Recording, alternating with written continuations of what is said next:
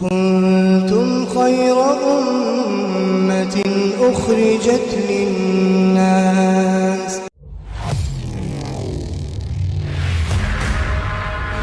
جو جنت میں ہے وہ ہمیشہ جنت میں رہیں گے اور جو جہنم میں وہ ہمیشہ جہنم میں. اب کسی کو موت آنے والی نہیں ہے.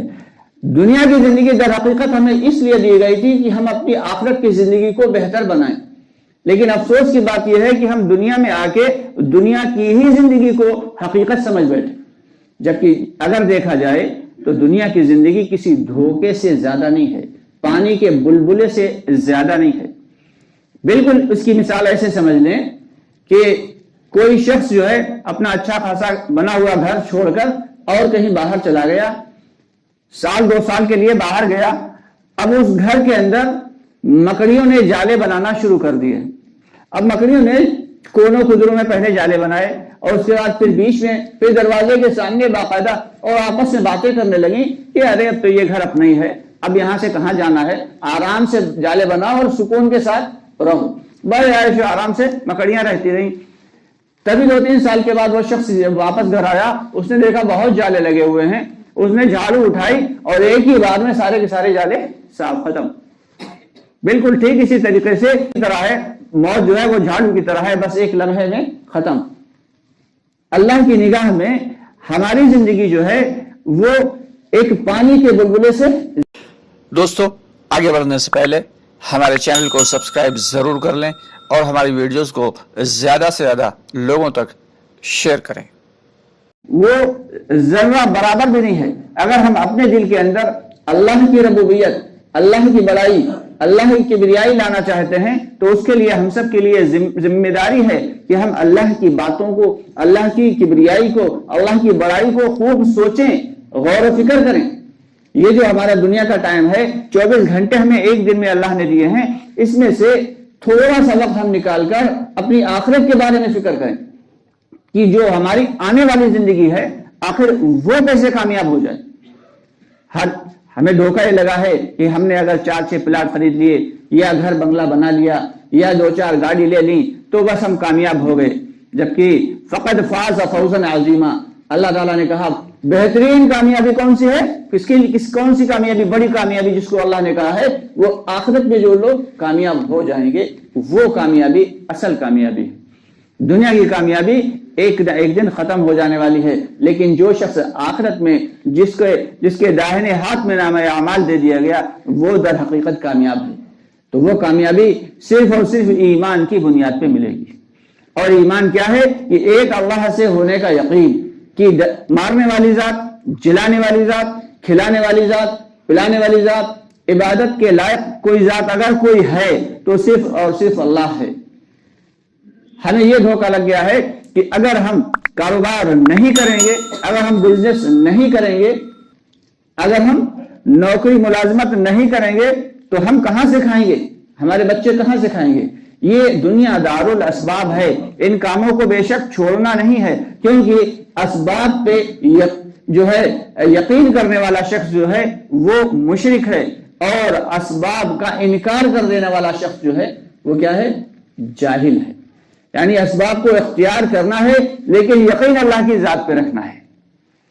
اگر کوئی شخص یہ کہے کہ ہم بیٹھے بیٹھے بس مسجد میں بیٹھے رہیں اور یاد الہی میں لگے رہیں تو بے شک اللہ کو قدرت ہے، وہ اسے بھی کھلا سکتا ہے. کوئی شخص یہ کہے کہ ہم گھر میں بیٹھے رہیں اور کچھ نہ کریں تب بھی اللہ اس کو بھی کھلا سکتا ہے. جیسے اللہ تعالیٰ چیٹی سے لے کے اور بڑی سے بڑی دنیا کی جو مخلوق ہے اس کو بھی کھلاتا ہے، ٹھیک اسی طریقے سے وہ ایک انسان کو بھی کھلا سکتا ہے. لیکن اللہ نے انسان کے لیے دنیا کو دار الاسباب بنایا ہے. ہمیں اسباب پر یقین نہیں رکھنا ہے. اگر یقین کر لیا کہ اگر ہم یہ کر لیں گے تو یہ ہوگا، یہ کر لیں گے تو بس یہی شرک ہے. تو اس لیے ہماری ذمہ داری یہ ہے کہ ہم اپنی آخرت کی زندگی کو اسی وقت میں سے، یہ جو زندگی چھوٹی سی ملی ہے 24 گھنٹے کی، ایک دن کے 24 گھنٹے ہیں، اس میں سے کم از کم کے درجے میں ہم 1 گھنٹہ نکال کے آخرت کے لیے فکر کریں. یہ جب دل کے اندر ایمان ہوگا تب اعمال پہ انسان کھڑا ہوگا. جب دل کے اندر اگر ایمان نہیں ہے تو پھر اعمال، جو جسم سے نکلنے والے اعمال ہیں وہ بے جان ہوں گے. اگر ایمان ہے تو نماز قبول ہے، اگر ایمان ہے تو روزہ قبول ہے، اگر ایمان ہے تبھی حج قبول ہے. اور اگر دل کے اندر ایمان نہیں ہے تو صبح سے شام تک آدمی سجدے میں پڑا رہے، صبح سے سال کے سال بھر روزے رکھتا رہے، ہر سال حج کرتا رہے اور عمرے میں اپنی زندگی گزار دے گا، دل میں ایمان نہیں ہے تو وہ اس کی عبادت اللہ کے یہاں قابل قبول نہیں ہے۔ ایمان 24 گھنٹے میں ہر لمحہ فرض ہے، جبکہ نماز 24 گھنٹے میں صرف 5 وقت کی فرض ہے۔ روزے کتنے کہ سال میں صرف 30 دن کے فرض ہیں۔ حج پوری زندگی میں ایک مرتبہ فرض ہے، وہ بھی اگر مال ہے تو، لیکن ایمان ہر لمحہ فرض ہے۔ افسوس کی بات یہ ہے کہ ایمان پر سے ہی ہماری محنت ختم ہو گئی۔ صحابہ کرام نے باقاعدہ محنت کی تھی، اپنے ایمان کو بنانے کی محنت کی تھی۔ ایک صحابی ہیں، بلاتے ہیں سب کو کہ ہر نماز کے بعد آؤ بیٹھو ایمان لے آئیں، آؤ بیٹھو ایمان لے آئیں۔ دوسرے صحابی کو ایک کو برا لگ گیا، کہنے لگے یا نبی اللہ، یا رسول اللہ صلی اللہ علیہ وسلم، کیا ہم لوگ ایمان والے نہیں؟ کیا ہم ایمان والے نہیں جو یہ بار بار کہتے ہیں آؤ بیٹھو ایمان لے آئیں؟ تو آپ صلی اللہ علیہ وسلم نے بڑی شفقت سے سمجھایا کہ در حقیقت وہ یہ نہیں کہتے کہ آؤ ایمان لے آئیں، ان کا مقصد یہ ہے کہ ایمان کا مذاکرہ ایمان والوں کو نفع دیتا ہے۔ ایمان کی باتوں کو جتنا بولا جائے، ایمان کی مجلسوں میں جتنا زیادہ بیٹھا جائے اور ایمان کی باتوں کو سنا جائے، اللہ کی بڑائی، اللہ کی کبریائی کو جتنا زیادہ، اللہ کی مخلوقات کو جو ہے اس پہ غور و فکر کیا جائے کہ اللہ نے یہ زمین بنائی، اللہ نے یہ آسمان بنایا، آخر یہ کیسے بنایا، آخر اس کو کس طریقے سے بنایا، بغیر کسی میٹیریل کے بنا دیا۔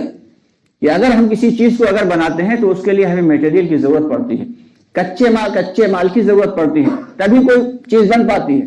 کہ اگر ہمیں مٹی کا گھڑا بنانا ہے تو کیا ہے، ہمیں مٹی کی ضرورت پڑے گی، لیکن اللہ تعالیٰ نے ہر چیز کو صرف بغیر اپنے حکم سے، بغیر کسی میٹیریل کے بنا دیا کہ انما امرہ اذا اراد شیئا ان یقول له کن فیکون، کہ اللہ تعالیٰ جس چیز کو بنانے کا ارادہ فرماتے ہیں تو بس اس کے بارے میں فرماتے ہیں کن ہو جا، اور وہ چیز فیکون ہو جاتی ہے۔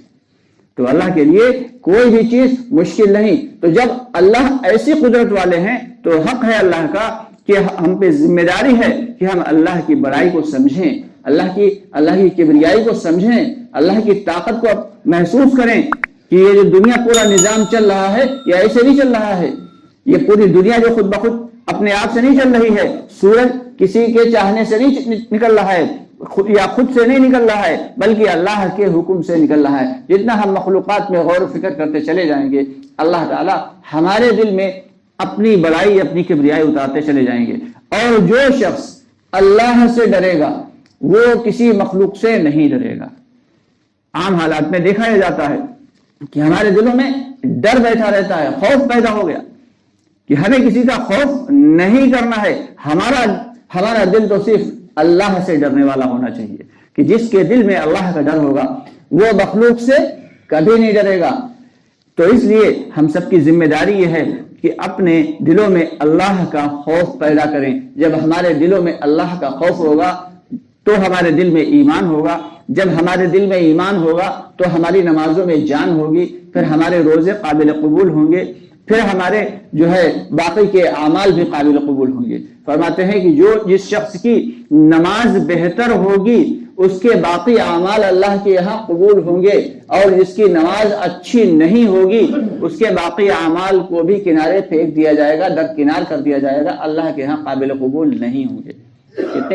کتنی اہم اور ضروری چیز ہے نماز، لیکن افسوس کہ آج تو ہم نماز پڑھتے نہیں، اور جو پڑھتے ہیں تو بغیر سیکھے پڑھتے ہیں۔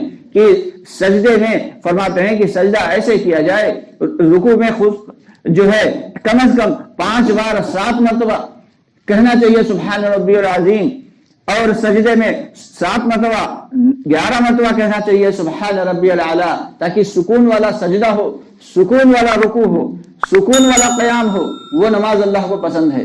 آج ہم کیا نماز پڑھتے ہیں کہ ٹکرے لگا لی اور رٹا مارنے والے انداز میں پڑھتے ہیں، جبکہ علماء کرام فرماتے ہیں کہ سبحان ربی الاعلیٰ سبحان ربی العظیم یہ جو رٹا مارنے والے انداز میں اللہ کے یہاں قابل قبول نہیں۔ ہاں یہ ہے کہ ایک فرض ادا ہو جائے گا۔ صحابہ کرام رضی اللہ تعالیٰ عنہ اجمعین کو جب نماز کا تحفہ ملا تو بے حد خوش ہوئے اور فرمانے لگے اب تو ہمیں ڈائریکٹ اللہ تعالیٰ سے لینے کا ایک ذریعہ مل گیا۔